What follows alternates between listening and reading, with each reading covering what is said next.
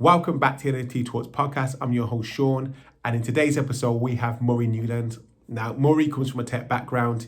He still works for a tech company and he works hard up in the ranks, so time is something he doesn't have on his side. However, he has made time to look into the NFT space and create art. Now, this episode is really all about balance. How do you find the balance from living the real world and working to finding opportunities within the NFT space? So if this sounds something that you're looking into, please subscribe, share, and let's help build this community.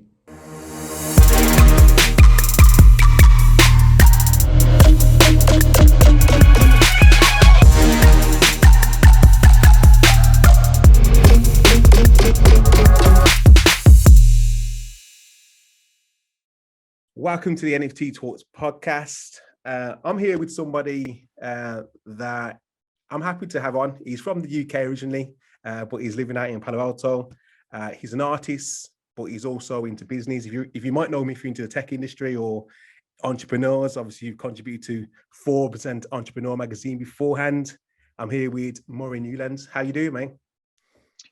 Very good. Thank you very much for having me on the show. Obviously living here in Palo Alto, California, but it's great to speak to people from the UK as well. I'm glad that NFTs are taking off in the UK as much as they are in the US. Yes, it is. It's slowly building up and events are happening over here. But I mean, it's good to kind of find people, obviously from the UK that we can speak to, and we might have similarities in some way and talk about things that we might know about. But let's get into it, man. Like, I'm really interested, starting off, hearing about your background of regards to where you come from, because you're established in your own right without the NFT industry. You've been doing a lot of things outside of the NFT space.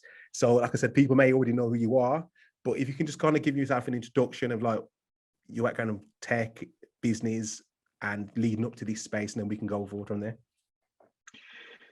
So a long time ago in a galaxy far away.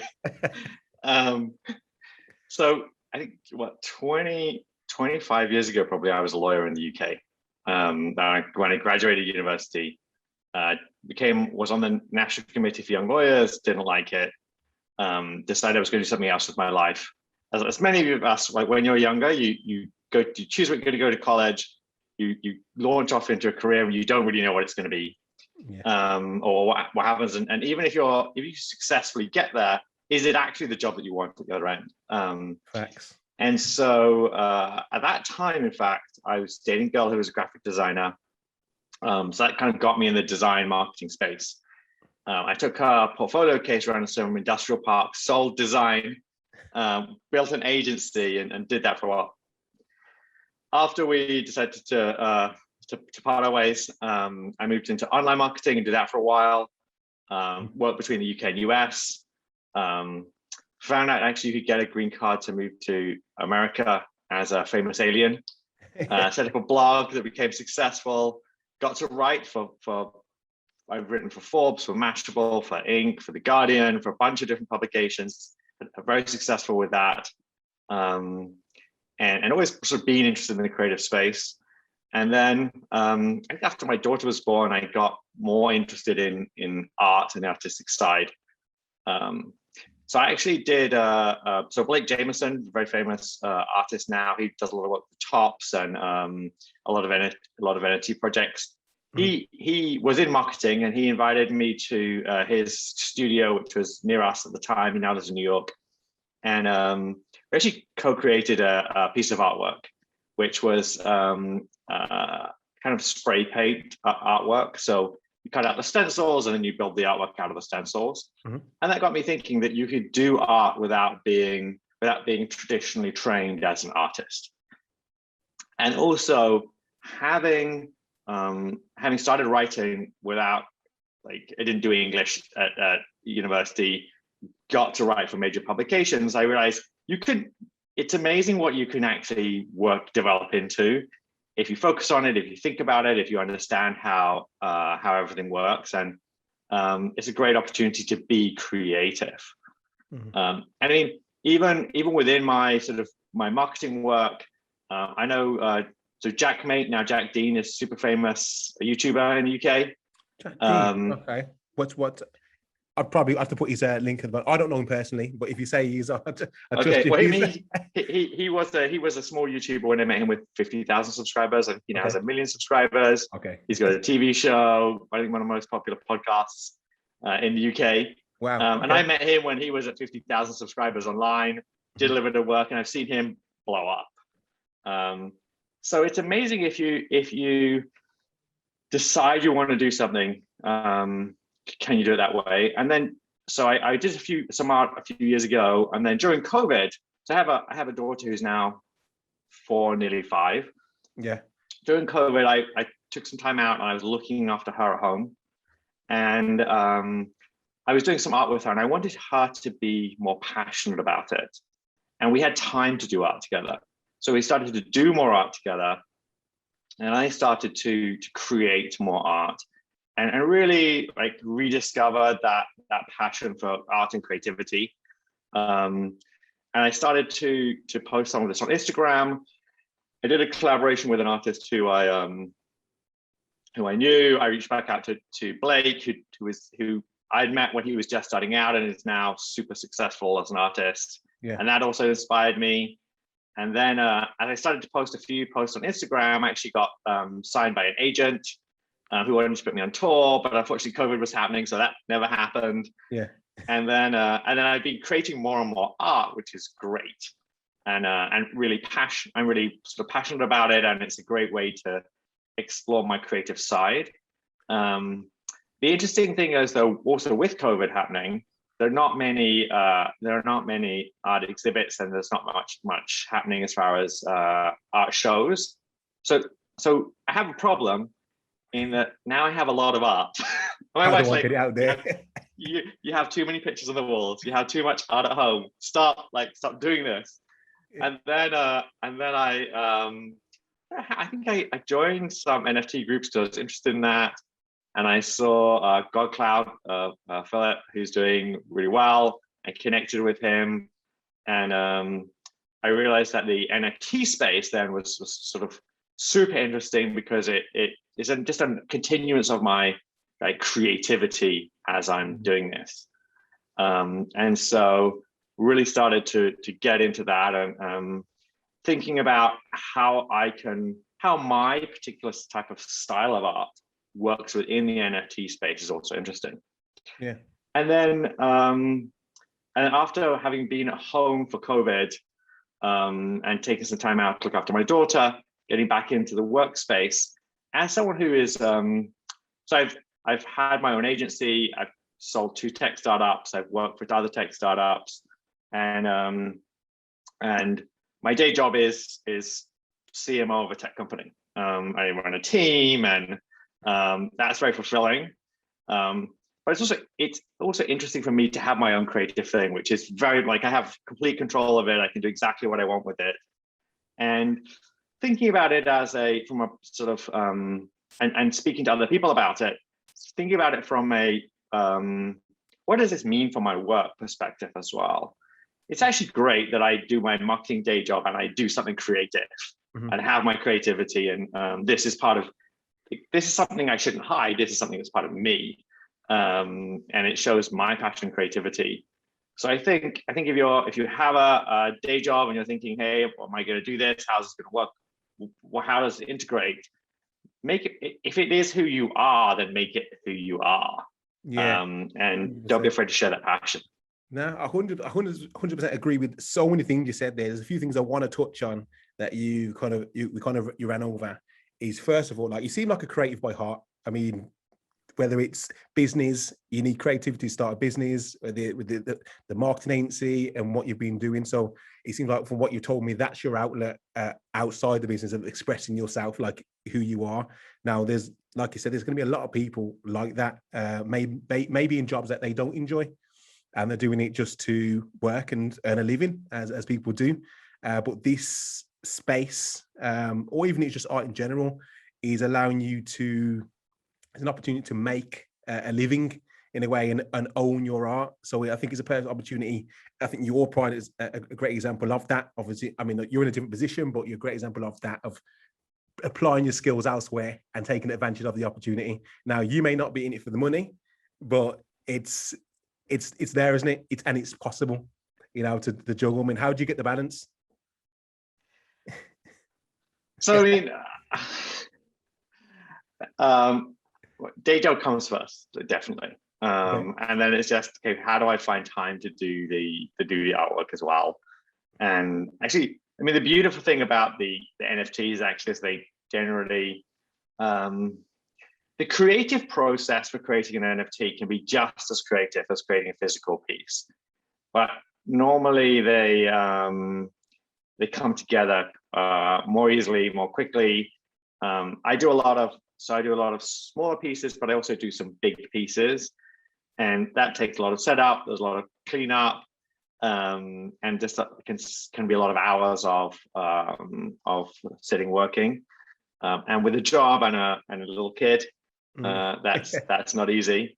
And so the great thing about the digital art is you can do it on your laptop. You can do it in phases. There's not so much setup. There's not so much takedown. But you can be super creative just in your own space. Also, I think I didn't learn to draw traditionally. I didn't go through that process.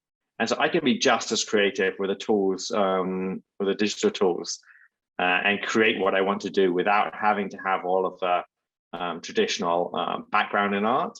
So I think it does open up this as an opportunity to create art for more people and hopefully inspire more people into the artistic space.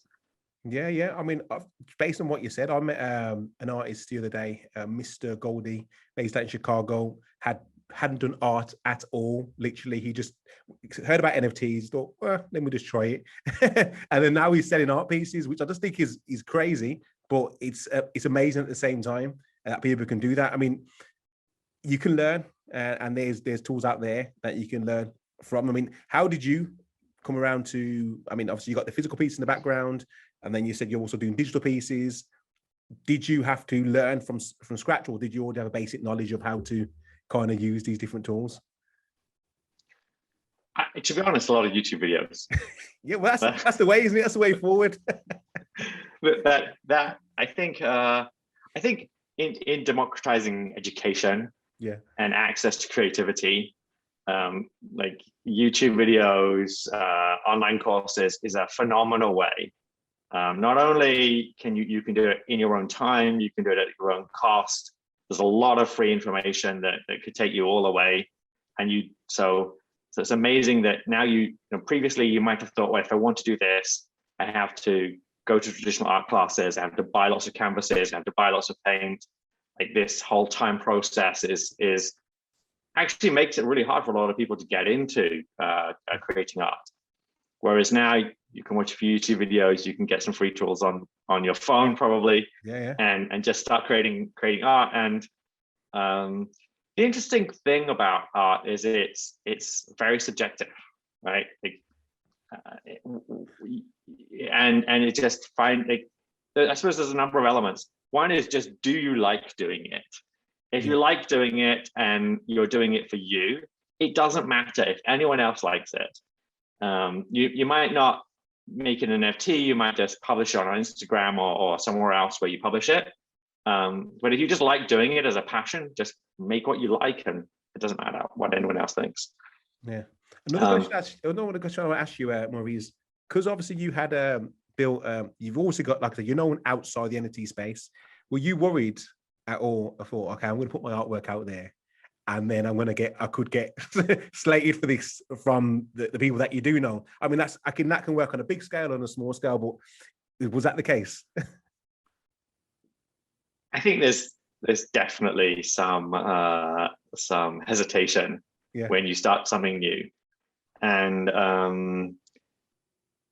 that happens for everybody. And even famous musicians who you see on stage in front of hundreds of thousands of people, some of them confess that they're petrified, they're throwing up before they go on stage, right? Because how will their fans react? So I'm not saying I have that kind of audience, but I would say make it, share it with a few friends, get some feedback. Think about, you can start with different types of art. If you want to, you could also start, you can always make it and post it anonymously on Instagram. No one needs to know that it's you. Or you can make an NFT. You can be an NFT. You don't have to put your name to it, don't you? You can just make an NFT. Exactly. Yeah. You can build a whole profile, online that no one knows is you. And hey, Banksy. Right? Yeah. No one knew who Banksy was for a long time, and one of the most famous artists in the world. So, but no, there was definitely some thoughts, some questions, some hesitation. But also, I suppose I've done a lot of things. Like I've tried a lot of things. I've been successful in different ways, and so it's not untypical of me to be trying something new. I think that's also the thing. When I started to create NFTs and said to my parents, "Hey, I'm now selling art," they were surprised, but they're like, "Okay, this is something new you're doing." Yeah. Right. So coming from a tech background, though, and what I'm really interested in is coming from a tech background. What was your thoughts of when you actually heard about NFTs? When did you hear about it? And what was your thoughts on it? I mean, obviously you're involved in the space now. I mean, was you like, yeah, I understand that straight away, that makes sense? Or was you a bit like, I'm not really sure about crypto, not sure about that? What was your... I just wish I got started with crypto earlier. Like I have friends. I have friends who bought Bitcoin at $1, right? Yeah. And who got into the NFT space earlier, and so that there is that, definitely.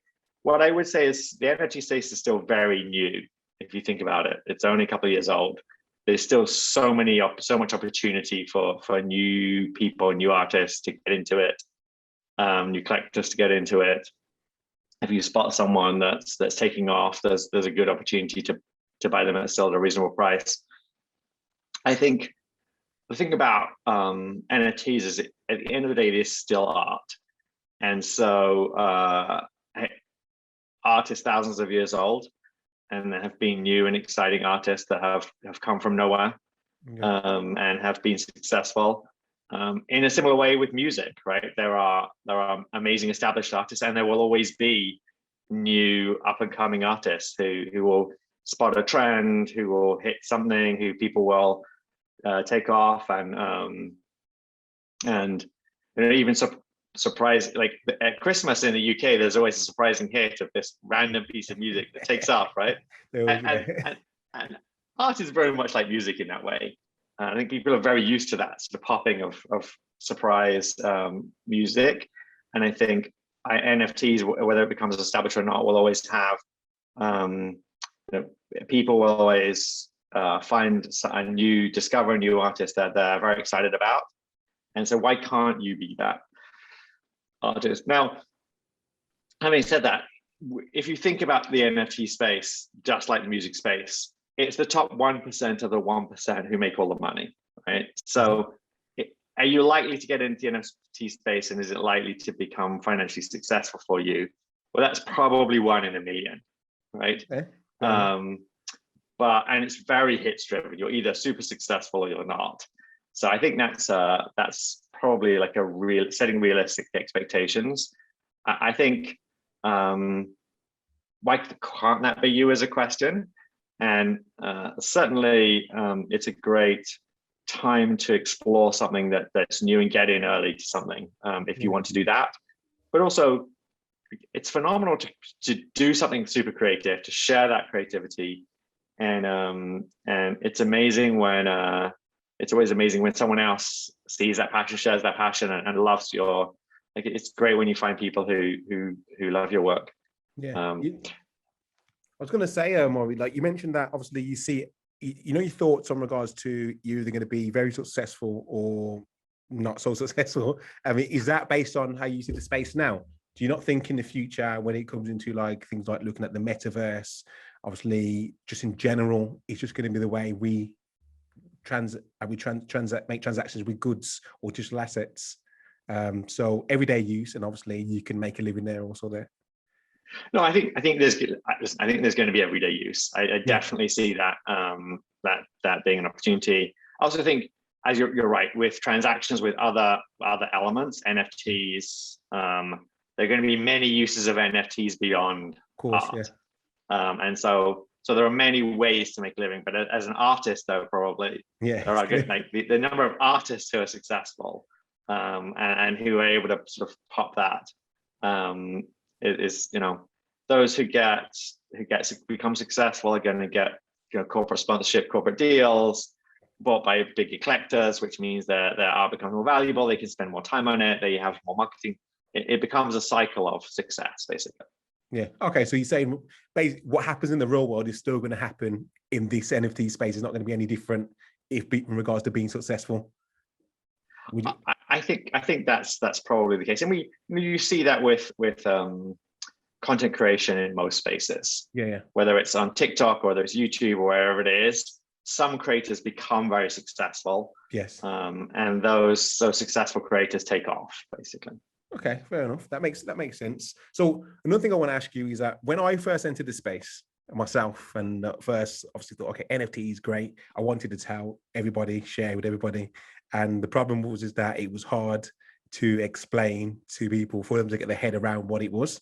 Now, have you had the same issue with your family? And another thing is, I want to ask you, have you told your daughter?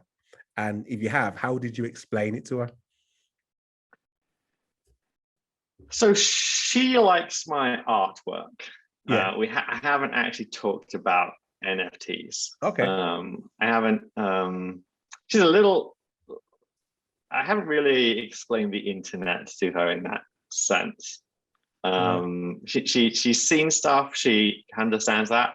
I think I need to have a bigger, longer conversation about how this all works. Yeah, because the reason I asked that is because a lot of people are getting their kids into NFTs from a young age. I mean, I've interviewed a 12-year-old. I spoke to people, I think it's even younger than that. There's a young guy from London who sold is a Weird Whales and made likely 200K in overnight. So it's possible for anybody to come to the space and actually do well. So I thought maybe because you're doing the art with your daughter, that and maybe the conversation, or it may be a conversation you can have in the future now. Or maybe I can have that conversation with her, get her into the NFT space, and she can come on the show and talk about it. Yeah, 100%, man. When she starts getting them out there, 100%, we'll get her on. But another angle I want to talk about, I've gone onto your site and you talk about your artwork as happiness, as it being an outlet of happiness, which I really like, is that it shows that you're not doing it for, I'm going to be an artist because I want to make money. It's to be an artist because it makes me feel good. And I think that's needed within the space. I think it's good. It's a good approach to being an artist. Tell me a bit more about that. So I sort of explain them. I kind of got into art to encourage my daughter to do more. Okay. And this is a creative moment for me. And so I'm happy when I do it. And so I'm hoping that kind of feeling of happiness comes across. Not just does that come across in my art, but I'm hoping that my art creates the feeling of happiness in others. Because I suppose there's kind of different ways of looking at creating art. One way of creating art is because you create art because this is how I feel, and I want to share how I feel. Another way to think about art creation is as a communication medium. And so how are you exploring how what you create affects and engages with other people and other people's emotions, and what's the audience, what's the viewer taking in by looking at your art? And so for me, if I'm going to create art that is my kind of happy moment and my flow of creativity, I'm hoping that my art actually helps the viewer understand that sense of happiness, share that sense of happiness, and explore that sense of happiness and creativity together. Okay, so it's funny you say that. I'm just, while you explain to me, I'm just looking at your artwork, and obviously you got the artwork in the background here, but then also I see a lot of your artwork are using like images like Marilyn Monroe, Smith, celebrities and whatnot. So tell me, why have you chosen to use these celebrities these faces based on what you've said? Like, is it you trying to get another reaction from that? Like, I'm just trying to understand it. So I mean, for me, when I think about Marilyn Monroe, she's it's about love and passion. Okay. For me, that's her celebrity. So that's like, definitely, I see that love, passion, beauty. There's a lot of, like, when you look at Marilyn Monroe, it's not about hate or sadness or anything like that. So that's why that.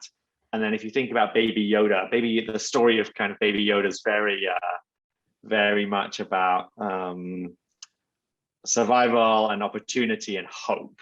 I think that's what comes across with that. My last couple of pieces about Squid Games are Squid Games is interesting, right? It's about the story of good versus bad, about good versus evil, about the choices you make in life, about what not just there's the universe that occurs around you, and there's how do you choose to be in it, and what kind of journey do you have, both physically, psychologically, and with family, do you have through that journey of life, and do you choose to make good choices or not?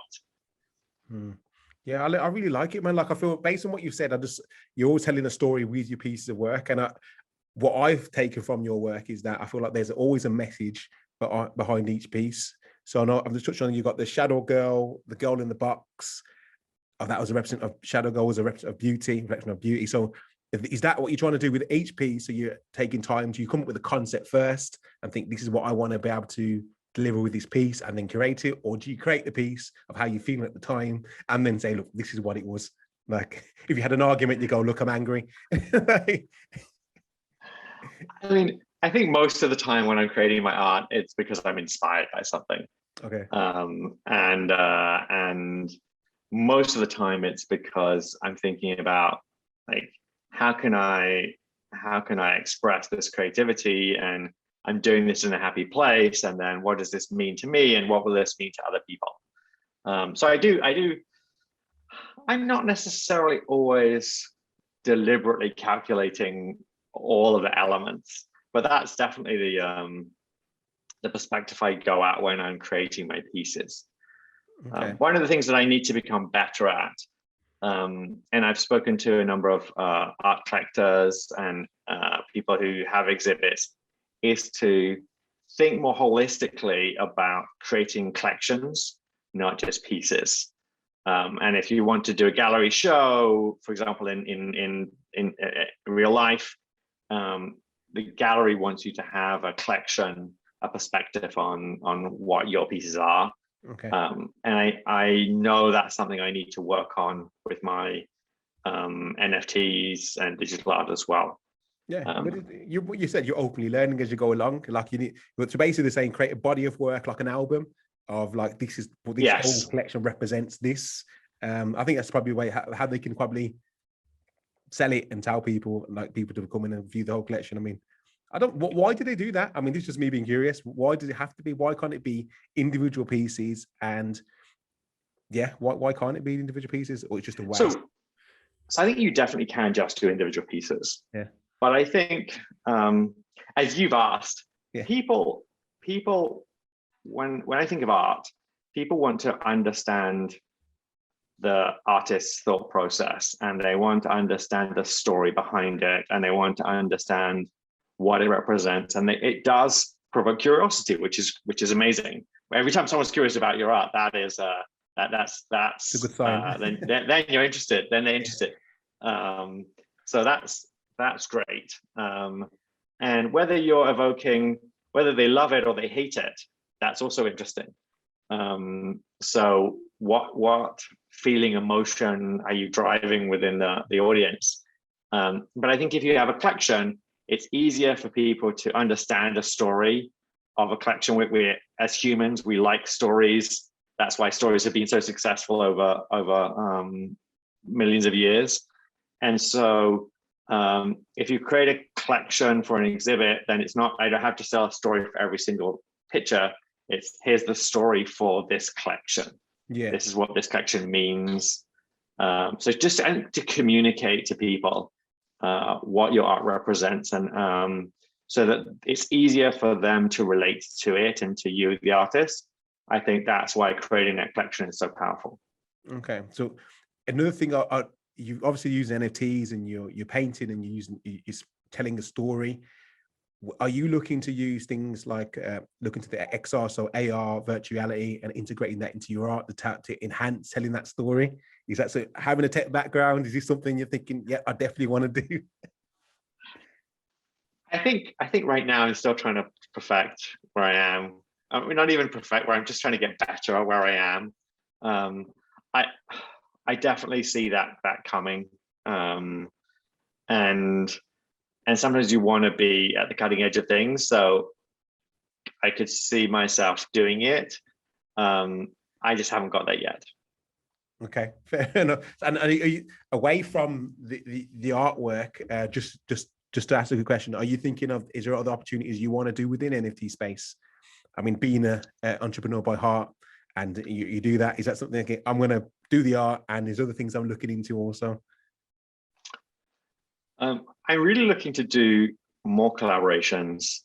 I think with other artists, okay, but also I see the potential to do collaborations with brands, whether they're, I mean, like a lot of musicians are doing collaborations with art, because and art and music, you know, from album cover to posters to other creativity there's always been a great connection. But why can't there be a Nike NFT or an Apple NFT? Mm-hmm. And why can't the major brands that we know universally, why can't there be NFT collections with major brands? Like that could also be very interesting, and really move the needle on NFTs. I mean, it would be amazing to see a high street bank produce an NFT collection, right? Like that would be that's not impossible. No, it isn't. That would be quite shocking, right? I think Visa, I mean, the closest thing to it, because they bought a CryptoPunk, didn't they? And now they're creating a system to support. I'm not sure if it's OpenSea or support the NFT space. So I mean, they are playing with it. And then when you talked about big brands, fashion brands are kind of getting into this space. Like you got Jimmy Choo, you got Gucci, Louis Vuitton. These guys, D&G, these guys are dabbling within the space. So it's not far off. And Nike, I think they did a patent for crypto kicks in 2019. So I feel that it's only a matter of time before they come into the space and kind of disrupt everything. And I think that's when you're going to get everything become more mainstream and it's become more normal when you got big, like I said, big brands like that entering the space. I'm also looking at the whole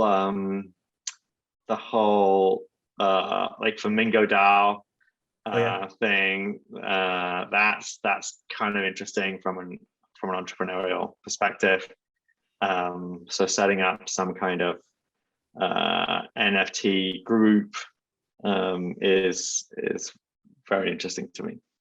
All right, fair enough. So back to the artwork. I know that you touched on collaborations already. So you did a collaboration for the George Lopez Foundation, where you had, was it Britney Spears and Paris Hilton? Right? Yes, with Decline. Yes. Decline. So tell me a bit about that and how that came around, and how that went on. Well, I mean that is all thanks to Philip Godclough. He made the introduction. I liked his work.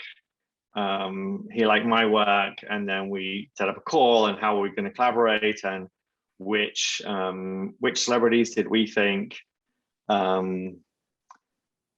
would be good for us both to work on, and who we thought were interesting and why. So the George Lopez Foundation is a charity fundraiser to help kids with health issues, and so Britney, the Free Britney movement, liberating Britney, that seemed very appropriate for us for that particular cause. And Britney and Paris are kind of synonymous. for one another. So yeah, we felt that was a really interesting combination for us. Yeah, and it's have they, did you give it to the foundation to sell? So it's like you contribute the art to the foundation, and then they sell it on, and then what they earn from that is your contribution. Is that how it works? Yes, yeah. Okay, cool. And is any of the pieces sold yet as yet, or do you know of any pieces? So I actually haven't. I confess that I haven't followed up on that. Yeah, okay, fair enough. Well, we can check that after and see if anything has been sold. If it hasn't, then hopefully this generates more interest in people to obviously go and look at that. Yeah, It's a great course. I'm super happy to be supporting that. It certainly does sound like one. Like another thing you mentioned in your, I always refer back to your website because I like to do my little research and whatnot. But you mentioned AI you see AI as a vehicle to, like, I mean, a vehicle for your work. Like, explain what do you mean by that? I'm intrigued. So one of the people who has one of my larger pieces is very much into AI, and is building a whole AI-driven house. And he liked the flow of the paint, and thought about it as neurons going through the computer. Yeah. And so it kind of occurs to me that that the human brain is thinking about how we create art, how we create the flow, like this type of art in kind of which is very abstract, very kind of inspired by Jackson Pollock. It's very much about just taking the paint and the movement of the artist creating that piece. And that's very when you're doing that, you don't kind of deliberately think often, hey, my arm's going to go this way, the paint is going to go this way. It's very much more subconscious. It's very much more just about what's the sort of subconscious state of your brain at the time you're creating this piece, and how is your mood reflected in the flick of the hand, the choice of color, and that's very much thinking about just how does the brain work, and like how does AI work in creating the universe model that they're seeing. And you could see like something like this is something that could be represented in a computer as well. So I see that as one way of looking at this. So have you looked into, based on what you just said, have you looked into programmable and algorithmic art, like for Denza, stuff like that? So do you see you doing stuff like coding and creating art pieces that way? Because like I said, once again, your background, it just seems so fitting for you to do this. So I think so I'm not into coding myself. I think finding a collaborator for that, I'd love to do that. Okay. I don't see me learning to code, because I actually did do, like 20 years ago, I learned to code a little bit, but it's not my passion. My passion is in this part of it. Yeah. And so if someone else's passion is that, let them have that element, and let me bring to it what I bring to it. Okay, so there is any programmers out there. There is. Yep. Contact him, hit him up, and he's there for the collaboration. I mean, it seems like that's where you're at this point. Is you're putting out your work, but you're just open to collaborations. And are you open to collaborate with anybody? I mean, because people may be intimidated because you've got a large following, and so people may think, well, you're not going to collaborate with me. Like, how somebody reach out to yourself for a collaboration, and what are you looking for somebody to reach out to you? If you're not someone already, then just don't even reach out. No, I am. Drop the mic. In fact, if you're not good at this already, then don't bother, because I don't need the competition. No, so yeah, I'm interested in collaborating with anyone who's creative. What I would say is, it's just like, do we strike off? Is there something that strikes an interest, that strikes a passion? They might have a huge following, and if what they want to do is not what I want to do, then I don't. Like, for me, it's does this fit with my creative process, my creative thoughts? Is it where I want to go? If it could be, so it could be someone at any. They don't have to have a big following. I mean, look. I'm not selling my pieces for millions of dollars yet. I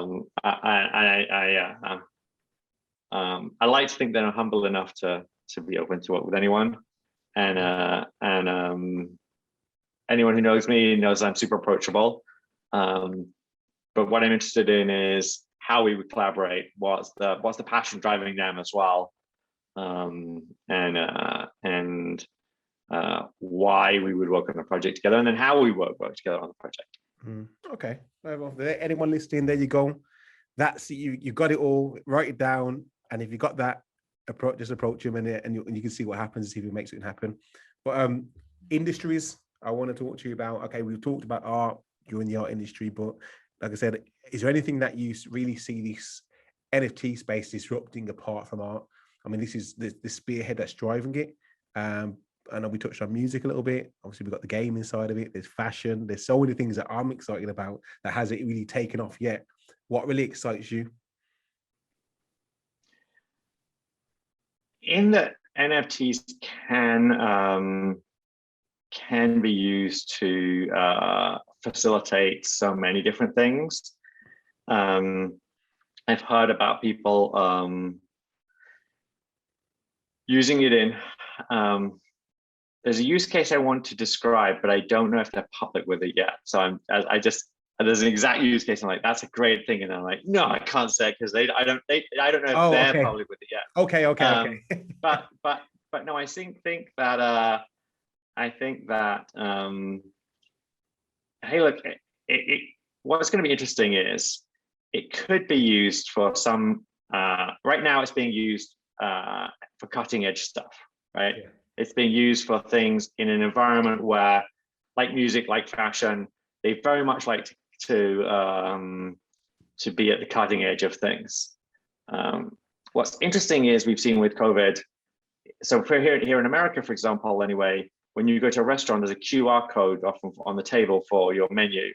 Yeah. And somehow QR codes took off, right? Like, just all of who would know COVID would be QR code heaven, right? All those QR code companies that no one ever cared about before. It's true. Suddenly, like, it's important in our lives. Yeah. So what's going to be interesting is do we see mainstream adoption on something super random as well? Like, also, what would be interesting is if it was a staple food, for example. So bananas, right? When you go into a supermarket, bananas are often one of the first things you see when you go into a supermarket, because they're bought by such a large percentage of the people that go to the supermarket. Okay. If someone connected NFTs to bananas, suddenly everyone would be in on NFTs, right? Yeah. Or it could be, when you go to the get your tires changed, and suddenly you're buying an NFT to change your tire. Seems that as we start to see some everyday things connected with NFTs, I think that's going to be a real turning point for it. And the question is, when does that occur? Yeah, I agree with you, because I mean, obviously with blockchain technology, I was always interested in thinking applying to everyday things. Like, for example, like a banana use case is that, okay, then how do we know that is organic? Is it organic banana? And then if you can trace it back to the origin of where it was picked from, and we can see the whole, and same for the cars, we can see if a car's been damaged or not, and the parts, where the parts are coming from, everything's going to be separate and be traceable. And it's going to be done through tokenomics, which is going to be an NFT. I mean, looking at a banana, why couldn't you take a picture of the banana on the tree and have the banana, the tree, the farm, the farmer? Yeah.